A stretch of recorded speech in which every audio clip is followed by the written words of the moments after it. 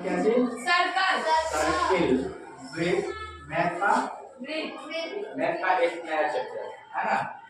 Breathe breathe कहते किसे, breathe कहते किसे पहले के। तो ब्रीथ अगर हम कहते हैं तो देखो परिभाषा रटने की आवश्यकता नहीं है, परिभाषा तुम स्वयं बनाओगे। कैसे? तो परिभाषा स्वयं बनाने के लिए हम क्या एक ब्रीथ है, तो ब्रीथ क्या है, बीच में एक बिंदु है, बीच में बहुत लिख सकते हैं किसी निश्चित बिंदु। क्या लिखेंगे? किसी निश्चित बिंदु, निश्चित बिंदु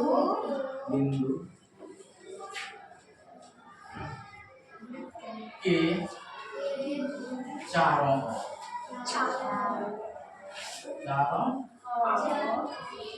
क्या यहाँ ब्रीथ का जो यह बिंदु है इसके चारों ओर, इसके चारों ओर इस बिंदु से समान दूरी है ना। तो मैंने क्या लिखा, किसी निश्चित बिंदु के चारों ओर समान दूरी पर, चारों ओर समान दूरी क्या है, समान है ना, चारों और समान दूरी पर।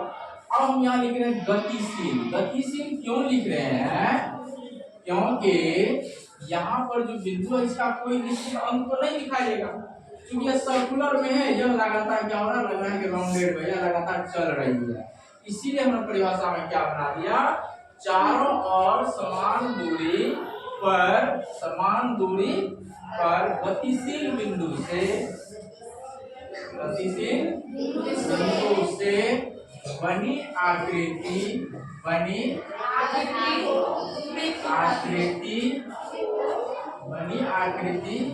को कहते हैं ब्रीथ कहते हैं। चलो ब्रीथ समझ में आ गया, परिभाषा रट्टा मारने की जरूरत नहीं है, दिमाग में आ गया कि जब ब्रीथ होता तो क्या बोलेंगे, किसी निश्चित बिंदु के चारों ओर, बड़ी परिभाषा लिखे है ना, किसी निश्चित बिंदु के समान दूरी पर, यहाँ से जहाँ देख रहे हैं हर जगह क्या दूरी समान है, तो समान दूरी पर गतिशील बिंदु से बनी आकृति को ब्रीथ कहते हैं। तो ब्रीथ की परिभाषा समझ में आ गई। अब ब्रीथ में होता क्या सब, ब्रीथ में होता क्या सब है, तो ये रहा एक ब्रीथ, क्या ले ब्रीथ, ये क्या था, एक ब्रीथ में यहाँ क्या एक बिंदु है, इस ब्रीथ के मध्य बिंदु को क्या बोलेंगे, इस ब्रीथ के मध्य बिंदु को क्या कहते हैं, केंद्र कहते हैं। क्या कहते हैं? परिभाषा लिखने की जरूरत नहीं है, ब्रीथ के केंद्र को क्या कहेंगे, इसका केंद्र के मध्य बिंदु को केंद्र। अगर लिखना चाहोगे केंद्र का परिभाषा तो क्या लिखेंगे, ब्रीथ के मध्य बिंदु को, ब्रीथ के मध्य बिंदु को क्या कहेंगे, कोई दिक्कत नहीं आता, बिंदु को केंद्र कहते हैं। नोट करते जाएगा ना, ब्रीथ के मध्य बिंदु को क्या कहेंगे, केंद्र कहते हैं। अब देखो ये केंद्र तो समझ में आ गया, केंद्र समझ में आ गया। अब अगर यहाँ केंद्र है और यहाँ ये क्या, इसको क्या कहते हैं, इसको कहते हैं बच्चों परिधि। क्या कहते हैं, परिधि। क्या कहते हैं, परिधि। अब परिधि क्या होता है, हम बोल सकते हैं ब्रीथ को चारों ओर से परिधि लिखे है ना, तो परिधि का परिभाषा क्या होगा, ब्रीथ को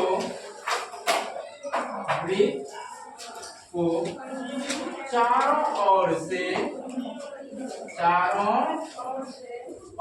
से घेरने वाली रेखा,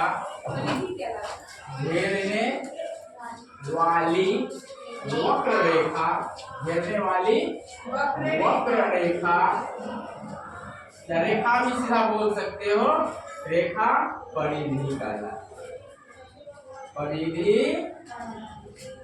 कहलाता। आया समझ में?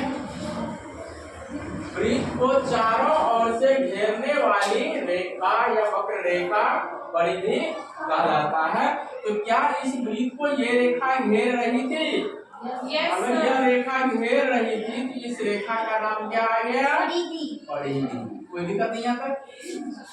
अब ध्यान से देखो, ये वृत्त का केंद्र है और वृत्त के केंद्र और परिधि को मिला है। केंद्र को और परिधि को क्या मिला रहे हैं? मिला है। तो इसका नाम हो गया त्रिज्या। क्या नाम हो गया? त्रिज्या। त्रिज्या या रेडियस, इंग्लिश में रेडियस कहा जाता है। इसको आर से सूचित भी किया जाता है, किसको? त्रिज्या को ना। तो त्रिज्या का परिभाषा बनाना चाहे तो क्या बोलेंगे हम? क्या बोलेंगे? डर गए इसको? बाद में नोट कर लेना इसे। त्रिज्या क्या पढ़ रहे हैं? त्रिज्या रेडियस। त्रिज्या रेडियस क्या बोलेंगे? वृत्त के केंद्र और परिधि। वृत्त के केंद्र और वृत्त के केंद्र और परिधि को मिलाने वाली, परिधि को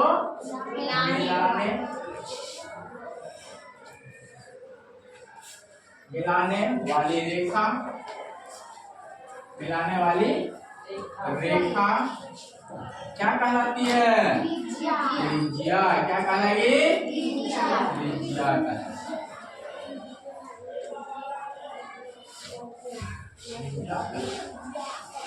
समझ में आया?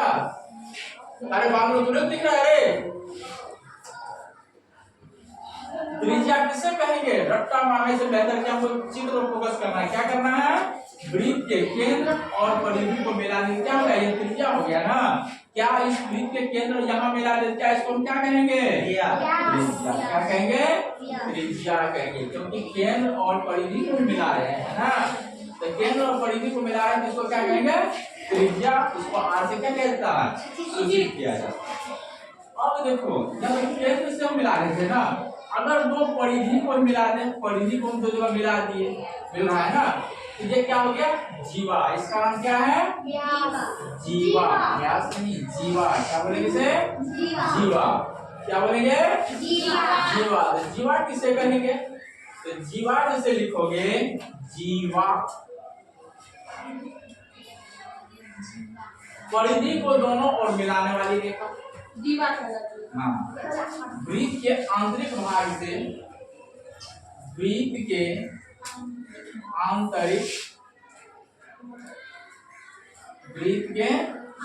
आंतरिक भाग में परिधि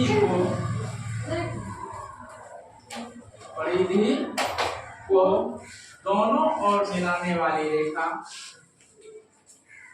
दोनों ओर मिलाने वाली रेखा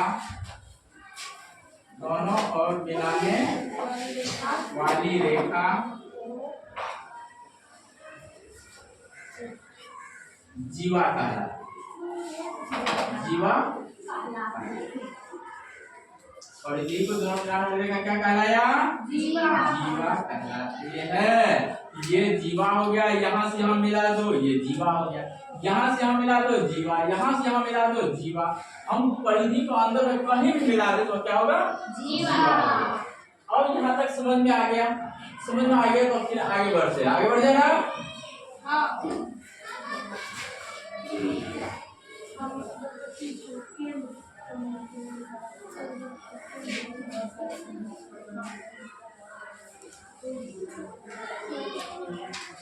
चलो ये जान लिया। तो एक शब्द आता है क्या?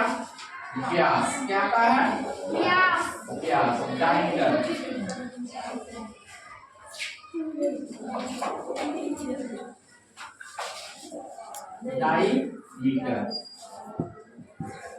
तो व्यास का परिभाषा लिखेंगे और लिख सकते हैं सबसे बड़ी जीवा को व्यास कहते हैं।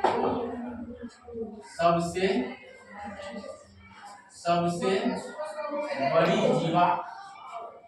बड़ी जीवा व्यास है। सबसे बड़ी जीवा व्यास कहलाता है। व्यास कहा जाता है। चलो जैसे मान लो कि हमने क्या बनाया था, एक सर्किट, एक वृत्त। वृत्त में जीवा ही भी था ना, कहीं से मिला थे। लेकिन सबसे बड़ी जीवा क्या होगा, जो केंद्र से होकर गुजरेगा, जो केंद्र से होकर गुजरेगा। तो हम क्या लिखेंगे, वे रेखा जो वृत्त की परिधि को दोनों मिलाती हो तथा केंद्र से गुजरती हो। वे भी बोल सकते हो, क्या सीधी छोटी बड़ी भाषा याद रखना, तो सबसे बड़ी जीवा व्यास। कोई दिक्कत नहीं यहाँ पर। चलो यहाँ तक समझ आ गया, व्यास निकल गया, त्रिज्या निकल गया। अब इसमें आता है क्या,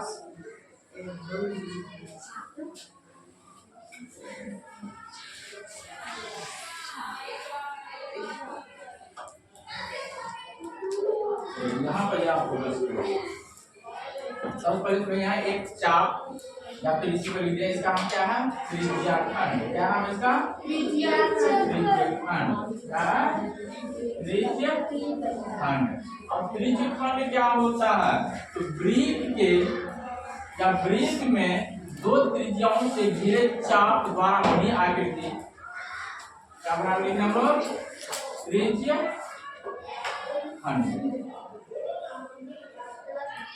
त्रिज्याखंड से क्या बनेंगे, दो त्रिज्याओं द्वारा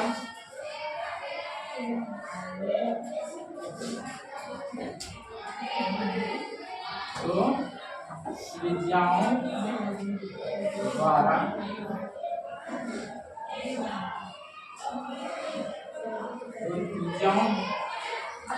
तथा दो त्रिज्याओं तथा चाप द्वारा बना क्षेत्र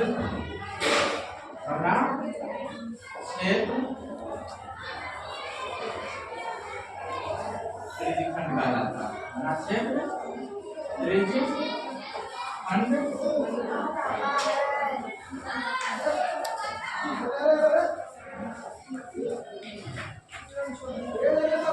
तो समझा गया त्रिज्यखंड। यहाँ पर भी एक चाप है, ये भी एक त्रिज्यखंड है।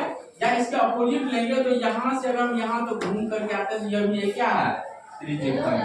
तो त्रिज्यखंड को दो भाग में बांट देते हैं, एक लघु त्रिज्यखंड और एक दीर्घ त्रिज्यखंड। क्या बोलेंगे, लघु त्रिज्यखंड, लघु त्रिज्यखंड। और दूसरा क्या होगा, दीर्घ